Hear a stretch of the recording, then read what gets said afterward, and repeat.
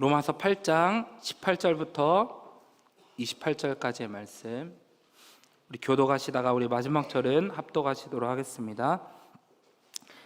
생각하건대 현재의 고난은 장차 우리에게 나타날 영광과 비교할 수 없도다. 피조물이 고대하는 바는 하나님의 아들들이 나타나는 것이니, 피조물이 허무한데 굴복하는 것은 자기 뜻이 아니요 오직 굴복하게 하시는 이로 말미암음이라. 그 바라는 것은 피조물도 썩어짐의 종노릇한 데서 해방되어 하나님의 자녀들의 영광의 자유에 이르는 것이니라. 피조물이 다 이제까지 함께 탄식하며 함께 고통을 겪고 있는 것을 우리가 아느니라. 그뿐 아니라 또한 우리 곧 성령의 처음 익은 열매를 받은 우리까지도 속으로 탄식하여 양자될 것 곧 우리 몸의 속량을 기다리느니라. 우리가 소망으로 구원을 얻었음에 보이는 소망이 소망이 아니니 보는 것을 누가 바라리요. 만일 우리가 보지 못하는 것을 바라면 참음으로 기다릴지니라. 이와 같이 성령도 우리의 연약함을 도우시나니 우리는 마땅히 기도할 바를 알지 못하나 오직 성령이 말할 수 없는 탄식으로 우리를 위하여 친히 간구하시느니라. 마음을 살피시는 이가 성령의 생각을 아시나니 이는 성령이 하나님의 뜻대로 성도를 위하여 간구하심이니라. 함께 읽겠습니다. 우리가 알거니와 하나님을 사랑하는 자 곧 그의 뜻대로 부르심을 입은 자들에게는 모든 것이 합력하여 선을 이루느니라. 아멘. 네, 영원한 소망으로 살고 계신가요? 라는 제목으로 우리 함께 말씀을 나누도록 하겠습니다. 네, 오늘 함께 보신 말씀 로마서 8장은요 로마서의 핵심이라고 봐도 좋을 것 같습니다. 어떤 학자는 로마서 8장을요 기독교 신앙의 성소 중에 지성소라 이제 부르는 사람도 있고요, 성령장이라 부르는 사람들도 많이 있습니다. 실제 이 로마서 8장에서 성령님이 하시는 일에 대한 부분을 우리가 제대로 이해하지 않고서는요 복음 안에서 성령 하나님이 하시는 일을 우리가 제대로 이해하기가 어려울 수도 있습니다. 그만큼 로마서 8장은 사도 바울이 가르치는 복음에 있어서 중요하고 핵심적인 내용들이 들어있다 말할 수 있을 것 같습니다. 우리가 읽지는 않았지만 8장 1절부터 쭉 보시면 결코 우리를 정죄하지 않으시는 것부터 시작해서 우리를 그리스도로 말미암아 양자 삼아 주심과 그리스도와 하나님의 사랑으로 우리를 절대 포기하지 않으시는 부분까지 복음에 있어서 정말 정수라 불릴 수 있는 내용들로 가득 차 있는 것을 우리는 말씀을 보시면 보실 수가 있는 것이죠. 우리가 어떻게 구원받았는지, 무엇 때문에 하나님의 자녀가 될 수 있었는지를 조금 더 깊이 이야기하기 시작하는 본문이라 보시면 좋을 것 같습니다. 물론 로마서 8장 앞에 있는 본문들도요 계속해서 우리가 어떻게 구원받게 되었는지, 우리가 어떠한 삶을 살기 시작했는지를 설명하고 있죠. 그러나 이제 예를 좀 들자면요, 한 가족이 이제 캠핑을 가게 됐습니다.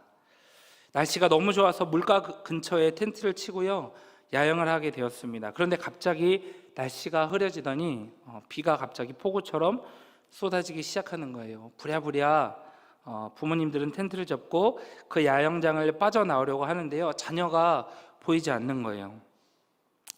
한편 자녀는 비가 올 줄 모르고 물가 가까이 가서 놀다가요 비가 갑자기 쏟아지니까 엄마 아빠를 찾으러 갔는데 텐트가 이미 없는 거예요. 다시 물가로 뛰어가서 부모를 찾아봤는데 부모는 없고 물이 점점점 차올랐고 결국 아이가 물에 떠내려가게 되었습니다. 이렇다고 가정해 보는 겁니다. 실제로 있었던 일이 아니에요. 어쨌든 물살이 너무 세서 아이가 이제 금방 물에 떠내려가게 됐어요. 이때 부모가 뭘 할 수 있겠습니까? 이때 부모라면 무엇을 하시겠습니까? 119에 신고하고 자녀가 어디로 갔는지 계속해서 어디 있는지 찾아보겠죠. 그런데 한참 후에 전화가 옵니다. 아이를 찾았다고 전화가 오죠. 그러면 부모가 처음에 무엇을 물어볼까요? 무엇을 확인해 볼까요? 아이는 괜찮은가요? 아이는 무사한가요? 이런 걸 물어보겠죠. 그 아이 신발을 사준 지 얼마 안 됐는데 신발은 신고 있나요? 이런 거 물어보지 않겠죠.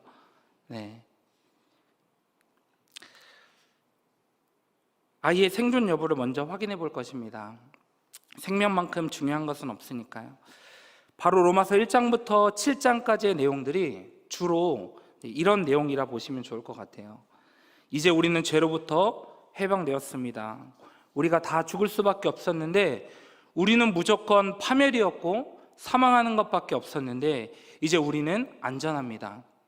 이런 이야기들을 계속해서 반복적으로 이야기하면서 복음을 접하고 있는 우리들이 먼저 안전지대에 들어서 있음을 인지시켜주는 이야기들로 로마서 1장부터 7장까지 계속해서 설명해주고 있음을 보실 수가 있으세요.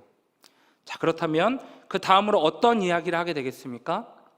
아이는 어떻게 구출됐는지, 지금 그 아이가 어디쯤에 있는지 이제 그런 것들이 궁금하기 시작하겠죠. 바로 그런 이야기가 로마서 8장부터 소개되고 있는 거예요.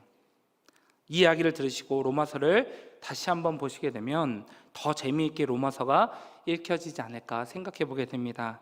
네, 매일 성경도 진행하고 있으니까요. 로마서 본문을 진행하고 있으니까요. 보실 때마다 은혜가 되셨으면 좋겠습니다.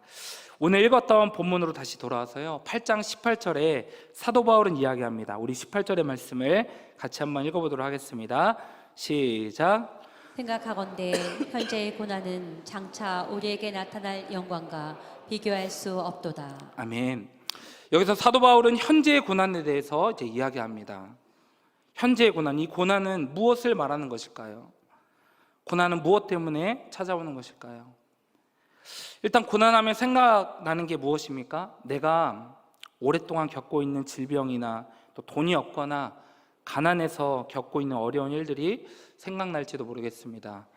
내가 아주 오랫동안 겪고 있는 슬프고 힘든 일들이라고 생각될지도 모르겠어요.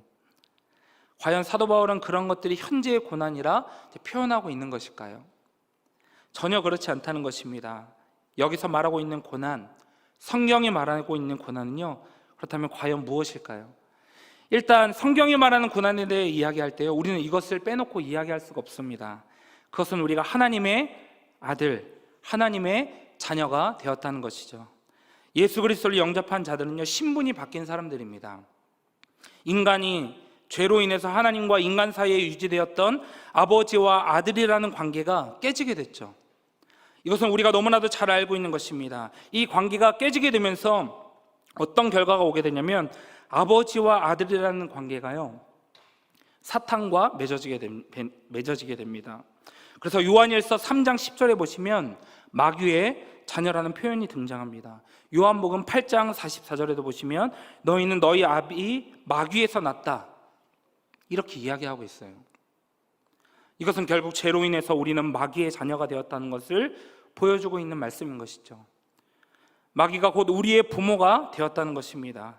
죄 때문에 인간이 부패하고 하나님의 품을 떠나니까요, 그 관계가 사탄과 이어지게 된 것이죠.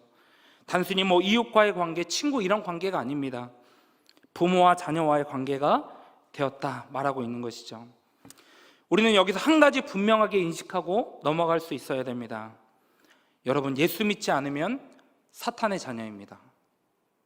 예수 믿지 않으면 여전히 우리는 사탄이 우리의 부모가 되는 것입니다. 이것은 성경이 우리에게 증거하고 있는 것이죠. 예수님을 영접하고 사는 믿음의 자녀들은요, 이 사실을 잘 알고 있어요. 이것이 진리이고 변하지 않는 사실인 것이죠. 그러나 하나님의 자녀들이 이것을 말하기가 어려워할 때 너무나도 많다는 것입니다. 왜 그렇죠? 불편하거든요. 그리고 아직 믿지 않는 사람들에게 이것을 대놓고 이야기하기가 매우 마음이 어렵습니다. 그들이 이것을 듣고 무례하다 생각할까 봐, 너무 폭력적이다 생각할까 봐 우리는 이 사실을 감추고 예수의 사랑과 예수의 인격적이고 부드러운 면만 전하려고 할 때가 많다는 것이죠.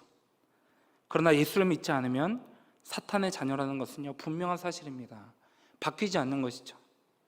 믿지 않는 사람들 입장에서는 매우 불쾌하고 불편한 이야기가 될 수 있을지 모르겠지만 예수 믿지 않으면 우리는 구원받을 수가 없습니다.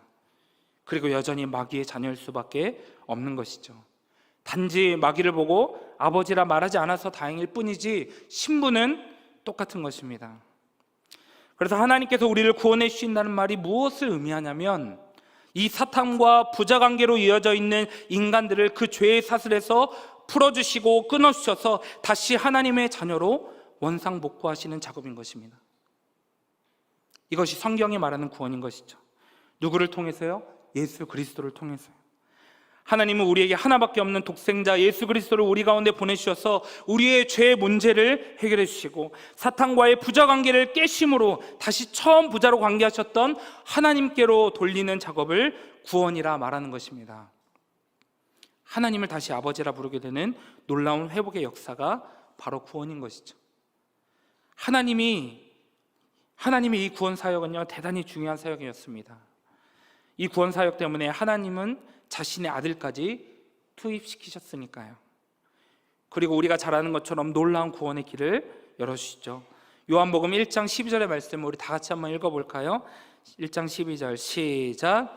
영접하는 자 곧 그 이름을 믿는 자들에게는 하나님의 자녀가 되는 권세를 주셨으니.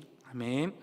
하나님께서는 예수를 통해 죄의 문제를 해결해 주셨고요, 그 예수를 믿는 모든 자들은 하나님의 자녀가 되는 구원받게 되는 놀라운 복이 임하게 된 줄로 믿습니다. 이 복을 받게 된 자들은요, 바로 성도인 것이죠. 예수를 영접한 자들은 하나님의 자녀, 하나님의 아들들이 되는 것입니다. 그리고 신분이 바뀐과 동시에 우리는 예수 그리스도를 닮아가는 신앙생활을 하게 되는 것이죠. 이것을 우리는 성화라 부릅니다. 우리는 예수 그리스도를 영접하게 됨으로 인해서 구원을 받게 되었고 하나님의 아들로서 신분이 바뀌게 됩니다. 그리고 그렇게 자녀된 자들에게는 바뀐 신분 때문에 어쩔 수 없이 당하게 되는 고난이 따른다고 성경은 우리들에게 말해주고 있어요. 하나님의 자녀들은 하나님의 자녀됨 때문에 세상에서 천대와 멸시와 심한 경우에는 핍박까지 있을 수 있다는 것이죠. 왜냐하면 세상을 사랑하는 기준이 다르기 때문입니다. 세상 사람들은 오직 나를 위해서만 살면 됩니다. 내 행복, 내 삶의 질이 최고의 가치인 것이죠. 내가 최고의 우선순위가 되는 것입니다. 그러나 하나님의 자녀로 신분이 바뀐 자들은요, 내 행복이 메인이 아닌 것이죠. 내가 최고 우선순위가 아닌 것입니다. 내가 삶 속에서 얼마나 많은 것을 누리고 편하게 사는가가 중요한 사람들이 아니라는 것이죠. 하나님의 자녀들은 얼마나 내 인생 가운데 내가 죽고 예수만이 자랑될 수 있을까? 얼마나 내가 썩어지고 예수의 성품만이, 예수의 생명만이 드러낼 수 있을지 고민하며 사는 사람들인 것이죠. 그러니 당연히 세상 사람들로부터 미움을 받을 수밖에 없는 것입니다. 여기서 분명한 것은 우리가 세상으로부터 100% 칭찬만 받고 있는 사람이라고 한다면 우리는 100% 참된 신자라 말할 수 없을 것입니다. 신자라고 해서 세상 사람들과 못 어울리는 거 아니겠죠. 세상 사람들과 좋게 잘 지낼 수 있습니다. 일하는 것도 세상 사람들보다 더 잘 해낼 수 있습니다. 많은 사람들에게 좋은 영향력을 주면서 어울릴 수 있겠죠. 술 먹지 않고요, 물이나 음료수를 마시면서 그들과 함께 교제할 수 있을 것입니다. 인간적으로 기쁘고 감사한 일들도 우리가 할 수 있어요. 그러나 신자라고 한다면 분명히 그 안에서 불편함을 느낄 수밖에 없습니다.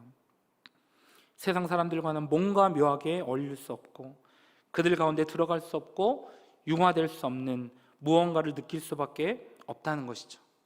신자는 이런 데서 오는 고통이 있습니다. 하나님의 자녀이기 때문에 현장에서 느끼는 고통이 있다는 것이죠. 그러나 이것보다 더한 고난이 있습니다. 우리 13절의 말씀인데요, 우리 13절의 말씀을 한 번 더 읽겠습니다. 시작. 너희가 육신대로 살면 반드시 죽을 것이로되 영으로서 몸의 행실을 죽이면 살리니. 아멘. 13절을 보니까요, 너희가 육신대로 살면 반드시 죽을 것이로되 영으로서 몸의 행실을 죽이면 산다 이야기하고 있습니다. 이것은 옛사람과 새롭게 거듭난 사람 사이에서 일어나는 갈등과 어려움을 이야기하는 것이죠. 말씀대로 몸의 행실을 죽이는 이 작업은요, 정말로 어려운 고난이다 라고 말씀드리고 싶어요.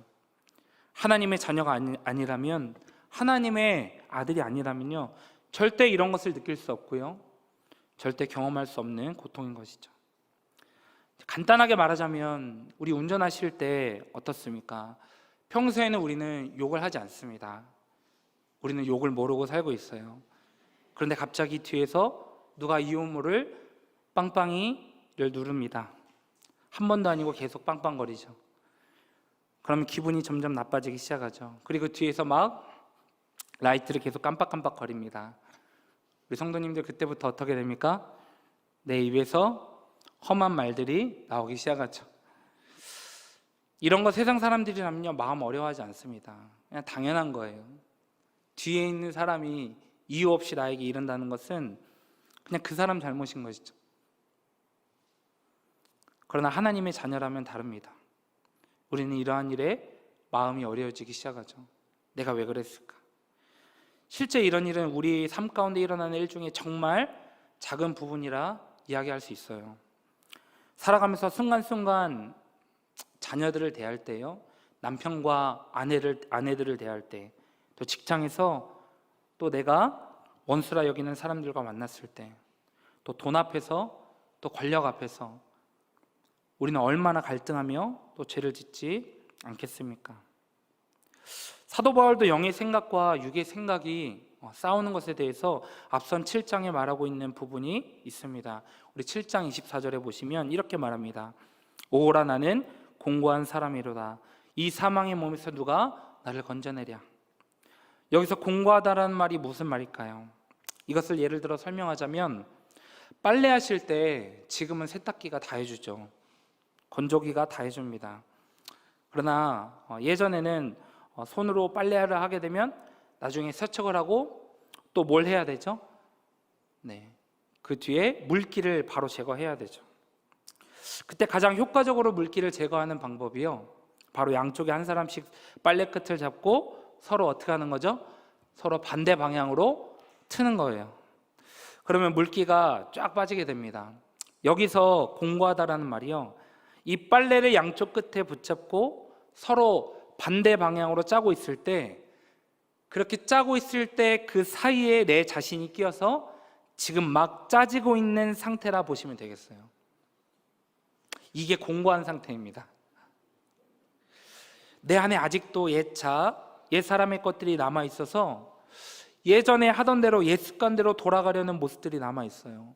조금만 딴 생각하면 나도 모르게 예전에 하던 대로 죄를 짓고 있는 것이죠. 이런 게 한두 번이 아닙니다. 그런데 또 다른 한편에서는 성광아, 너 이제 그거 그만해야 돼. 그렇게 내 안에서부터 이야기가 들려오는 것이죠. 너 이제 이거 하면 안 돼. 너 신분이 바뀌었어. 넌 이제 하나님의 자녀답게 살아야 돼. 이렇게 말하는 것입니다. 이 양자가 나를 중간에 놓고 서로 어떻게 해요? 비트는 거예요. 공고해지는 것입니다. 사도 바울도 로마서를 쓸 당시라고 한다면요, 이제 사역에 있어서는 어느 정도 이제 노하우가 많이 쌓였고요, 연륜도 있고요, 경험도 많이 있습니다. 그러면 이제는 믿음의 사람으로서 이제 이런 내적 갈등을 더 이상 하지 않을 거라 생각할 수 있어요. 그러나 오늘 말씀에 보시면요, 그는 로마서를 쓰고 있으면서도 내 안에 죄의 법과 하나님의 법이 서로 싸우고 있기 때문에 공고하다 말하고 있습니다. 그만큼 내 안에 있는 옛 자아를 죽이는 것은 너무나도 큰 고통이라는 것을, 정말로 우리 크리스천들이 지켜나가기 어려운 일이라는 것을 우리들에게 보여주고 있는 것이죠. 그러니 이 싸움이 치열할수록 내 자신이 당하는 고통과 고난은 굉장히 큰 것입니다. 그러면서 7장 25절에 보니까요, 이렇게 말해요. 우리 주 예수 그리스도로 말미암아 하나님께 감사하리로다. 우리 성도님들은 지금 사도 바울이 바로 24절에서요 뭐라고 이야기했죠? 오라 나는 공고한 사람이로다. 이 사망의 몸에서 나를 누가 건져내랴. 이렇게 말해놓고요, 바로 25절에서 우리 주 예수 그리스도로 말미암아 하나님께 감사합니다. 이렇게 말하고 있는 바울의 고백이 우리 성도님들 이해가 되십니까? 도대체 이 두 문장이 한 자아 안에서 나올 수 있는 이야기일까요? 그런데 이 본문을 우리 그리스도인들의 삶과 잘 대조해 보십시오. 우리는 나의 자아가 나를 사로잡는 고통 때문에 나는 공고한 자라 말할 때가 너무나도 많이 있습니다. 그러면 하나님은 그 하나님의 그런 우리를 불쌍히 여기시고 그 하나님의 은혜를 입게 하시고 나를 다시 세우실 때 우리는 뭐라고 이야기하죠? 하나님께 감사합니다. 내 힘으로는, 내 의지로는 이 갈등으로부터 벗어나기 어렵고 힘들 때가 많지만 예수 그리스도를 의지하고 바라봤더니 내 안에 은혜 주시고 죄로부터 벗어나게 하시는 은혜를 경험하게 되더라는 것이죠. 이 은혜를 우리는 늘 경험하고 살고 있기 때문에 우리들의 삶 가운데 크게 와닿지 않을 수 있지만 이 두 가지 면이 늘 함께 있다는 것은 이해하기 어려운 것입니다. 이것 때문에 하나님의 자녀들은요, 세상을 살아가는 동안에 큰 고통을 당하기 마련인 것입니다.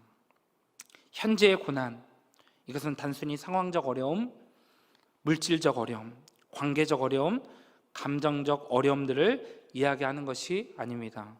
내가 하나님의 자녀가 됐기 때문에 내 신분이 바뀐 것 때문에 당하는 어려움들인 것이죠.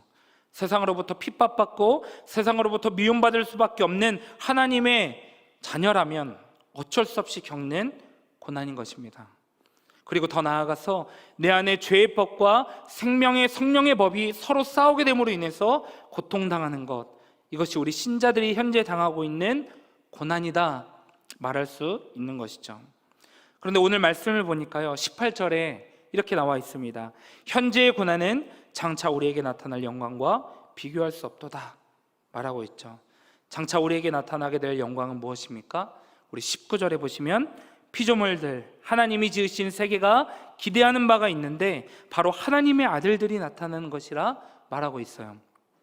그리고 23절에도 보시면 피조물뿐만이 아니라 성령의 처음 익은 열매를 받은 우리, 그러니까요, 구원받고 하나님의 자녀가 된 우리도 속으로 탄식하여 양자될 것, 곧 우리 몸의 속량을 기다린다 말하고 있습니다. 이 말은요, 우리가 다시 구원받아야 되는 것을 이야기하는 것이 아니에요. 우리는 이미 예수 그리스도를 통해 구원받았습니다. 그러나 여전히 죄를 짓고 불완전한 모습으로 살아가고 있기도 하죠. 하지만 주님께서 다시 오시는 그날에는 어떻게 됩니까? 우리는 더 이상 죄짓지 않고 완전한 모습으로, 완전히 성화된 영화의 모습으로 하나님 앞에 서게 되는 것입니다.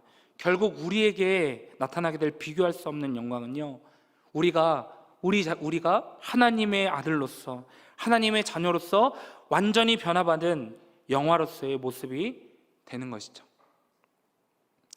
여러분, 주님 오실 그날에 우리가 완전히 변화되는 모습을 상상해 보신 적 있으십니까? 저는 예전에 주님 오신다 했을 때 과연 나의 겉모습은 어떤 나이대 모습으로 돌아갈 것인가 한번 진지하게 생각해 본 적이 있어요. 제가 거의 살 안 찌고 살이 빠져 있던 적이 생각보다 아주 짧거든요. 과연 하나님은 나의 그 좋았던 시절로, 소위 리즈 시절로 나의 몸을 돌려주시고 가벼운 몸으로 천국에 갈 수 있도록 인도해 주실까? 성경에도 없는 이런 상상들을 해본 적이 있습니다. 우리 성도님들은 마지막 날에 어떤 모습으로 변할지 상상해 보셨습니까? 고린도전서 15장 44절에는요, 우리가 신령한 몸으로 바뀐다 말합니다. 이 세상의 고통과 고난에서 해방된 몸, 이 세상의 썩어짐에서 해방되는 몸, 죄의 법에서 해방되는 몸, 우리는 이것을 어디서 경험하게 되는 것이죠? 다시 이 땅에 오실 예수 그리스도를 통해 경험하게 될 줄로 믿습니다.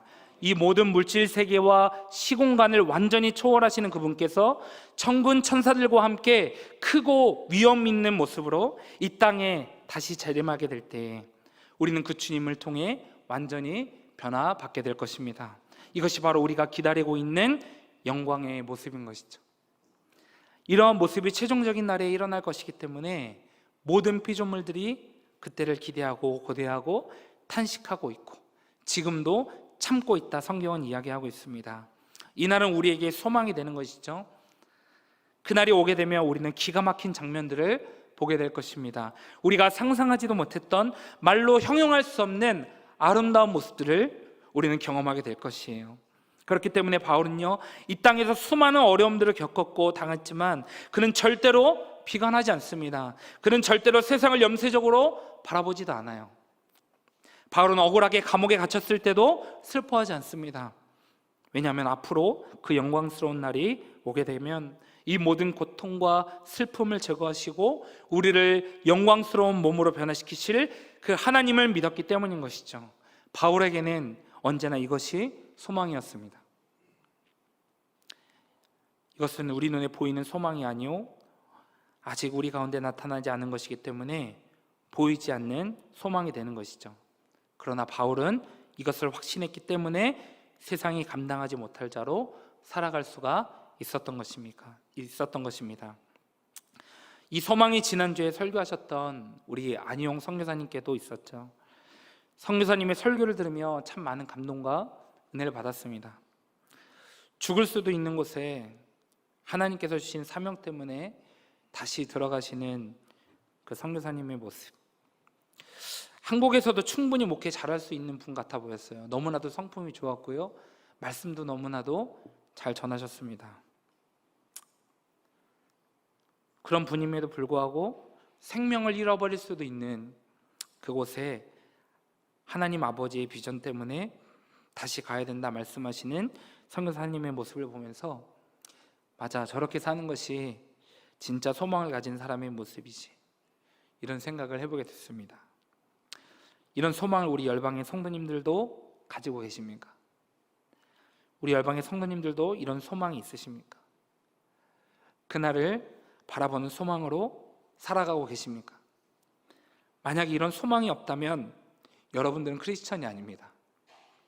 만약에 이런 소망으로 살아가고 계시지 않는다면 우리는 하나님의 자녀라 말할 수가 없는 것이죠. 하나님의 자녀라면 누구나 이 영광의 날을 소망 삼고 살아가야 되는 줄로 믿습니다. 이것은 평범한 삶을 살아가는 자들에게만 주어지는 것이 아니죠. 현재 질병을 가지고 오랜 고통 가운데 사는 사람들도 마찬가지입니다. 그날이 오게 되면 우리는 신령한 몸을 입게 될 것이고 더 이상 질병의 모습들이 우리를 따라오지 않게 될 것입니다. 이 소망은 지금의 나의 모습으로 살게 하는 것이 아니라 변화시키실 영광스러운 모습 때문에 지금을 살게 하는 하나님의 은혜가 되는 것이죠. 이 소망으로 사는 열방의 모든 성도님들 될 수 있기를 주님의 이름으로 축복합니다. 그런데 문제가 있습니다. 우리는 그 영광의 모습으로 변화되기 전까지 최선을 다해 하나님이 기뻐하시는 모습으로 살아내야 되는 것이죠. 근데 그게 앞에서도 이야기했던 것처럼 현재의 고난 때문에 그렇게 살아가기가 너무나도 어렵다는 것입니다. 생명의 성령의 법대로 하나님께서 내 안의 말씀으로 조명해 주신 대로 살아가고 싶은데 내 안에 죄의 법, 내 옛 자아가 나를 계속해서 억누르고 죄악된 본성으로 살게 만들어가는 것이죠. 성령님은 그런 우리를 너무나도 잘 알고 계십니다. 그래서 우리에게 26절을 주신 것 같습니다. 우리 26절의 말씀을 한번 같이 읽어보도록 하겠습니다. 시작. 이와 같이 성령도 우리의 연약함을 도우시나니 우리는 마땅히 기도할 바를 알지 못하나 오직 성령이 말할 수 없는 탄식으로 우리를 위하여 친히 간구하시느니라. 아멘. 성령님은 우리의 연약함을 너무나도 잘 알고 계시죠. 우리는 뭐에 그렇게 약합니까? 돈에 약하죠. 자본주의에 약합니다. 돈만 있으면 다 되는 세상의 논리에 약하죠. 돈 많이 준다고 하면요, 정이고 의리고 지조고 절개고 이 모든 것들 다 웃음거리로 만드는 것이 자본주의 세상인 것이죠. 또 뭐에 약합니까? 세상의 지위, 권력, 또 습회. 실제 우리는 이런 것들에 우리의 몸을 낮추지 않습니까? 우리의 고개를 숙이는 것이죠. 소망이 우리가 뭔지 압니다. 소망으로 사는 삶이 중요하다는 것도 잘 알고 있죠. 그러나 사라지는 것이 너무나도 어려운 것입니다. 성령님은 그런 우리의 연약함을 너무나도 잘 알고 계시는 것이죠. 그리고 알고 계실 뿐만이 아니라 오늘 말씀에는 도우신다 말합니다. 어떻게 도우시나요? 우리는 마땅히 기도할 바를 알지 못하나 오직 성령이 말할 수 없는 탄식으로 우리를 위하여 친히 간구하시느니라. 성령 하나님께서 우리를 위하여 하시는 것은 친히 간구해 주시는 것이죠. 기도해 주시는 것입니다. 우리는 우리가 가지고 있는 연약함들 때문에 하나님 앞에 나아가면 어떻죠? 부끄럽습니다. 너무 삶에 치이다 보니까요, 하나님의 말씀은 멀리 있고 기도가 잘 나오지 않습니다. 하나님 앞에 죄송스럽죠. 더 부끄러운 것은 그 소망을 위한 삶을 어떻게 살아내야 될지도 우리는 잘 모른다는 것입니다. 당연히 모를 수밖에 없죠. 하나님의 말씀 속에 어떻게 살아나야 되는지 다 들어있는데요, 하나님의 말씀을 보지 않으니까 모를 수밖에 없습니다. 일주일에 설교 한 편 듣는 것으로 어떻게 살아낼 수 있겠습니까? 하루가 지나면요, 중간중간 소제목들이 기억이 나지 않습니다. 이틀이 지나면요, 결론이 기억이 나지 않아요. 3일째가 되면요, 제목하고 본문도 잘 기억이 안 납니다. 웃겼던 내용들만 기억이 나요. 이렇게 우리가 집중해서 들은 주일 설교도요, 오래가지 않습니다. 평소에도 말씀을 보지 않고 어떻게 하나님의 말씀, 하나님의 마음과 뜻을 우리가 알아낼 수가 있겠습니까? 그런데 어떻다고요? 성령님은 우리의 이런 연약함을 아신다 말하는 것이죠. 성령님은 우리의 이런 연약함을 아시고 기도로 우리를 도우시는 분이십니다. 우리가 어떻게 다시 말씀 앞으로 돌아갈 수 있을지, 지금 하나님의 자녀로서 무엇을 놓고 기도해야 될지, 때로는 그냥 내 앞에 벌어진 일 때문에, 내가 지금 해결받아야 될 문제 때문에 하나님 앞에 기도하러 나왔을 때에도 성령님은 말할 수 없는 탄식으로 우리를 위하여 친히 간구하신다, 성경은 말해주고 있는 것입니다. 그렇다면 여기서 말할 수 없는 탄식은 정확히 무엇을 의미하는 것일까요? 우리가 이것을 정확하게 이해하고 계셔야 됩니다. 예전에 TV 광고에 나온 적이 있죠. 이런 광고가 나왔었어요. 이거 정말 좋은데, 혹시 이게 뭔지 아십니까? 이거 뭐라 표현할 길이 없네. 제가 연기를 잘 못해가지고. 네, 그 복분자 광고인가요? 네. 그런 탄식을 말하는 것일까요, 이게? 네, 아닙니다. 여기서 말하는 탄식은요, 그런 탄식을 말하는 게 아니고요, 본문에서 말하는 탄식은 마치 이런 것과 같습니다.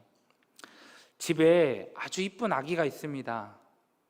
이 아기가 이제 막 뒤집기를 하려고 하는데요, 자, 그럴 때 우리 부모님들은 어떻게 해야 될까요? 와, 우리 아기가 뒤집기 한다 가가지고 뒤집기 하는 거 가서 휙 돌 수 있도록 도와줘야 될까요? 뒤집기 하는 거 못 보셨습니까? 네, 그렇게 하면 안 되죠. 아기가 스스로 땀 뻘뻘 흘려가면서 낑낑대면서 스스로 몸을 돌릴 때까지 기다려줘야 됩니다. 왜냐하면 아기가 지금 당장 몸을 돌리지 못할지라도 아기는 몸에 힘을 키우고 있는 아주 중요한 일을 하고 있기 때문에 그렇습니다. 그리고 아기가 자기 몸을 스스로 돌리게 됐을 때 아기는 성취감도 느끼게 되는 것이죠. 그렇게 아기는 힘들겠지만 그 일로 인해 성장하게 되는 것입니다. 그때 부모의 심정을 한번 생각해 보시기 바랍니다. 얼마나 애가 탈까요? 조금만 더, 네, 이런 마음이지 않을까요? 네, 막 그런 심정을 아기를 쳐다볼 것입니다. 아기가 막 울고 힘들어하고 있어도요, 뒤집으려고 하는 그 모습을 보면서 제발 이런 모습으로 아기를 쳐다보게 될 거예요. 바로 그 부모의 심정, 그 마음, 그게 바로 말할 수 없는 탄식입니다. 성령 하나님은요, 진짜 신자들이 얼마나 이 땅에서 애를 쓰며 살고 있는지 잘 알고 계세요. 말씀 보고 기도하며 하나님의 은혜를 구하며 또 주신 가정과 허락하신 삶을 얼마나 바쁘게 정신없이 살아가고 있는지 알고 계신다는 것이죠. 그리고 그 가운데에서 얼마나 우리가 발버둥치며 주님 기뻐하시는 삶을 위해 살아가고 있는지, 혹은 그 반대로 내 연약함 때문에 우리가 낙심하고 있을 때에도 우리 성령 하나님은 말할 수 없는 탄식함으로 우리를 바라보고 계시는 것입니다. 사랑하는 우리 성도 여러분, 우리 하나님은요, 늘 이렇게 우리를 바라보시는 분이십니다. 그러나 꼭 기억하셔야 됩니다. 하나님은 정말 우리가 위험할 때만 간섭하시는 분이십니다. 왜냐하면 그래야 우리의 믿음이 성장하기 때문에 그런 것이죠. 매 순간마다 도와주시면 우리 입장에서는 너무 좋죠. 너무 감사할 것 같아요. 그러나 우리도 아기가 힘들어할 때마다 도와주게 되면 당시에 그 아기에게는 좋을 수 있습니다. 그러나 그 아기가 성장해서 어린아이가 됐는데도, 청소년이 되었는데도 병에 있는 병따개를 따지 못하게 된다라고 한다면 어떨 것 같습니까? 매 순간 도움받기만 하다 보면요, 우리는 성장을 하지 못하게 되는 것이죠. 하나님은 오히려 우리가 어려움들을 잘 견뎌내고 잘 감당하고 또 지혜를 주시며 담대함을 주시고 용기를 주셔서 우리의 믿음이 성장할 수 있도록 도와주시는 분이신 줄로 믿습니다. 그리고 27절에 보니까요, 마음을 살피시는 이가 성령의 생각을 안다 말합니다. 마음을 살피시는 이가 누구시죠? 하나님이세요. 하나님은 성령의 생각을 아십니다. 그리고 또 뒤에 있는 말씀을 보니 성령이 누구의 뜻대로요? 하나님의 뜻대로 성도를 위해 간구한다 말하는 것이죠. 우리는 여기서 성령 하나님이 어떤 분이신지 우리는 알 수가 있어요. 성령님은요, 자신을 드러내시는 분이 절대로 아니십니다. 그는 늘 누구를 드러내시죠? 예수님과 하나님만을 드러내시는 분이세요. 그래서 성령 충만하다 했을 때요, 그 성령 충만한 사람은요, 어떠해야 될까요? 항상 겸손한 사람이 되어야 되는 것입니다. 나를 드러내려고 하지 않는 것이죠. 성령님의 성품이 충만한데 어떻게 자신을 드러내고 어떻게 자신의 능력을 과시하며 삶을 살 수가 있겠습니까? 그런데 한국교회는요, 성령 충만하다라고 하는 사람들의 모습을 보면 정말 무서운 사람들이 많이 있었죠. 자신을 엄청 드러내길 좋아하는 사람들이 많이 있었습니다. 성령 충만한 모습이 그런 모습이 아닌 것이죠. 그럼 저에게 이렇게 이야기할 수 있어요. 그 사람들이 병 고치고 능력 행한 것은 어떻게 설명하실 겁니까? 성경에 보면 예수의 이름의 능력으로 기적을 행하는 사람들이 마지막 때에 많을 거다. 성경이 또 예수님이 우리들에게 말씀해 주고 계시죠. 예수님은 다시 오시는 그날에 그런 사람들은 내가 도무지 누군지 알지 못한다 이야기해 주고 계십니다. 왜요? 성경이 말하는 하나님의 자녀가 아니기 때문에 그렇습니다. 그들이 행한 기적은요, 예수의 이름에 능력이 있기 때문에 기적이 일어났을 뿐이지 실제 하나님의 자녀가 되었기 때문에 그런 능력 행함을 행한 것이 아니기 때문에 그렇습니다. 그래서 우리는요, 나타나는 모습으로만 판단하지 마셔야 됩니다. 우리는 무엇을 기준으로 삼아야 될까요? 하나님의 말씀으로 판단하셔야 되는 것이죠. 하나님의 말씀으로 판단하시면 다 답이 나오게 되어 있습니다. 오늘 보신 27절의 말씀에서도 성령님은 자신의 뜻대로 간구하시는 게 아니라 하나님의 뜻대로 간구하시는 분이십니다. 늘 겸손하신 분이신 것이죠. 하나님이 원하시는 것을 연약한 우리들을 위해 기도해 주시는 분이 바로 우리 성령 하나님이시다, 우리들에게 설명해 주고 있는 것입니다. 성령님은 겸손함 그 자체인 것이죠. 그래서 성령 충만한 사람들은요, 늘 겸손할 수밖에 없습니다. 늘 삶 가운데 예수만을 자랑할 수밖에 없습니다. 늘 삶 가운데 하나님만을 드러내는 삶을 살아갈 수밖에 없습니다. 이 성령 충만함으로 살아가시는 우리 성도님들 될 수 있기를 주님의 이름으로 축복합니다. 그러면서 오늘 마지막 28절 우리 함께 읽어보도록 하겠습니다. 28절에 있는 말씀 시작. 우리가 알거니와 하나님을 사랑하는 자 곧 그의 뜻대로 부르심을 입은 자들에게는 모든 것이 합력하여 선을 이루느니라. 아멘. 하나님을 사랑하는 자 곧 그의 뜻대로 부르심을 입은 자들, 바로 성도들을 이야기하는 것이죠. 하나님으로부터 은혜로 구원을 선물 받은 사람들을 이야기하는 것입니다. 그들에게는 모든 것이 합력하여서 선을 이루게 된다. 오늘 말씀은 이야기해 주는 것이죠. 우리가 참 좋아하는 구절이죠. 모든 것이 합력하여 선을 이룬다. 우리는 이 구절을 우리의 상황에 맞게 쓰기를 참 좋아하죠. 어떤 일을 하다가 잘 안 됐을 때, 내가 원하는 일들이 생기지 않았을 때, 우리는 하나님이 모든 것을 합력해서 우리에게 좋은 것을 주실 거야, 잘 될 거야, 이런 느낌으로 이 구절을 쓸 때가 참 많이 있죠. 그러나 우리가 성경의 문맥을 따라 잘 읽었다면 그냥 무조건적으로 우리에게 일어나는 일들이 최종적으로 다 좋은 것, 다 행복하게, 다 만족하게 만들어주시는 그런 말씀이 아니라는 것을 알 수가 있으세요. 우리가 여기서 선을 이룬다 했을 때 선이 무엇인지 정확하게 알아야겠죠. 여기서 선은 토부를 말합니다. 하나님의 계획을 말하는 것이죠. 하나님의 계획. 하나님이 우리 가운데 이루시고자 하시는 계획이 무엇입니까? 영광의 날에 하나님의 아들들이 되게 하는 것입니다. 우리가 하나님의 자녀로 완벽하게 변화되는 영화의 모습, 이것이 우리 하나님의 계획이고 하나님이 바라시는 일이 되는 것이죠. 그리고 그날이 오기까지 우리가 잘 인내하고 견디며 예수 닮아 성장해 갈 수 있도록 그분이 인도해 주시는 것입니다.